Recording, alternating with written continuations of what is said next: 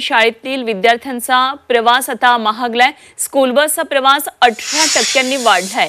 ST भाडेवाढीनंतर रिक्षा टॅक्सीची सुद्धा भाडेवाढ झाली आणि त्यानंतर आता शालेय बसच्या भाड्यामध्ये 18% भाडेवाढ होणार आहे, अशी माहिती शालेय बस संघटनेने दिलेली आहे। चांगली सेवा आणि सुरक्षितता नियमांचं पालन करण्यासाठी चालक, महिला, मदतनीस आणि व्यवस्थापकांना पगारवाढ द्यावी लागते। याशिवाय विद्यार्थ्यांच्या सुरक्षेसाठी काही उपाययोजना करणं सुद्धा आवश्यक आहे आणि पार्किंग शुल्क दुप्पट झालेलं आहे। आरटीओचा दंड वाढलाय, त्यामुळे खर्चात आणखी भर पडली आहे। या वाढत्या खर्चाची पूर्तता करण्यासाठी ही शुल्क वाढ करण्यात आल्याचा निर्णय घेण्यात आलेला आहे।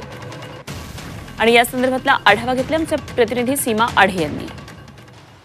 एकीकडे महागाई प्रचंड वाढलेली असताना आता शालेय बस प्रवास सुद्धा महागणार आहे।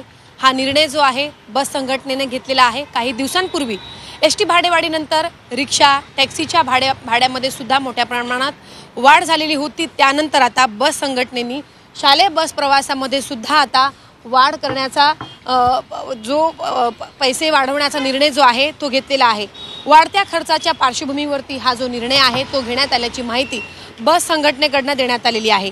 देखभाल खर्च जो आहे तो मोठ्या प्रमाणात वाढलेला आहे। चांगली सेवा आणि सुरक्षितता नियमांचं पालन करण्यासाठी चालक, महिला, मदतनीस आणि व्यवस्थापकांना पगारवाढ द्यावी लागते। त्यामुळे हे सगळे खर्च वाढलेले असताना शालेय बसच्या दरामध्ये वाढ करण्याचा निर्णय जो आहे तो घेण्यात आल्याची माहिती बस संघटनेच्या वतीने जी आहे ती देण्यात आलेली आहे। काही दिवसांपूर्वीच एसटीच्या भाड्यामध्ये त्याचसोबत ऑटो आणि टॅक्सीच्या भाड्यामध्ये मोठ्या प्रमाणात वाढ करण्यात आलेली होती। त्यानंतर आता शालेय बसच्या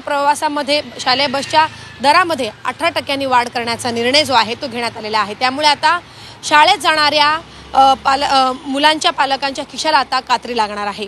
व्हिडिओ जर्नलिस्ट प्रमोद सह सीमा आढे, झी 24 तास, मुंबई।